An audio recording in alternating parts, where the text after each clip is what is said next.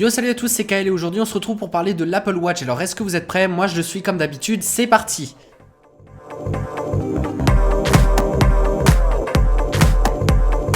Pour ce quatrième épisode de notre semaine spéciale Keynote, nous allons parler de tous les changements qui ont eu lieu sur l'Apple Watch. Alors qu'on soit clair, l'Apple Watch n'a pas été mise à jour vers une version 2, calmez-vous, il n'y a pas de souci, vous pouvez conserver votre Apple Watch première génération. Elle a reçu par contre une mise à jour logicielle WatchOS 2.2 qui intègre des nouveautés sur plan, ainsi qu'une meilleure stabilité, une meilleure rapidité du système. Si ça vous dit, je vous ai fait une vidéo par rapport à la version bêta que je vais vous mettre en barre d'infos si jamais vous voulez la voir. Le point le plus important par rapport à cette Apple Watch, c'est qu'Apple a décidé de baisser les prix de cette dernière. En effet, juste avant la keynote, il était possible de vous procurer une Apple Watch pour 399 € en modèle 38 mm et 449 € pour un modèle 42 mm. C'est terminé, basta, on arrête tout, on baisse les prix de 50 € pour chaque modèle, ce qui nous donne désormais 349 € pour le modèle 38 mm et 399 € pour le modèle 42 mm.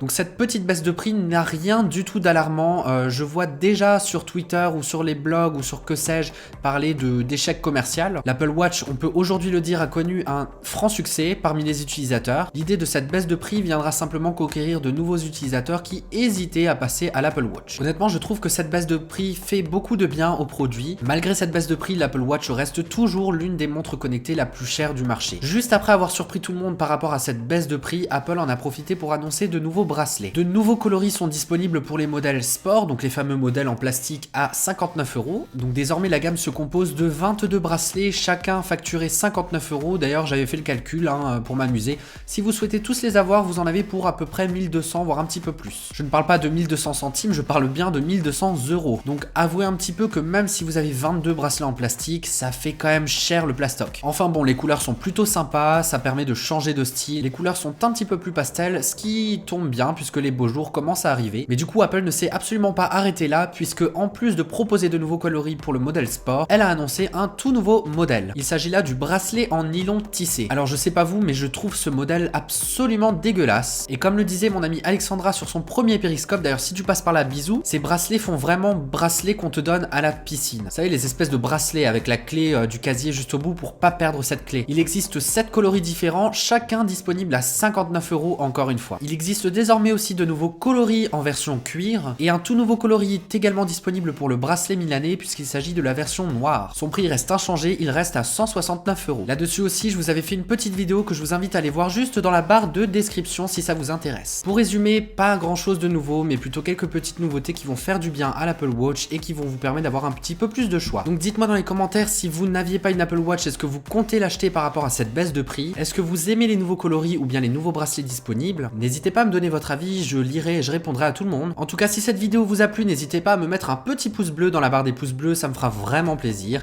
Et n'hésitez pas, si ce n'est pas déjà fait, à vous abonner à ma chaîne. Ce que je vous propose, c'est qu'on se retrouve dès demain à 7 h pour parler des différences entre l'iPad Air 2 et l'iPad Pro 9,7 pouces. En attendant, je vous souhaite de passer une excellente journée, prenez soin de vous, je vous fais de gros bisous, à très vite, bye!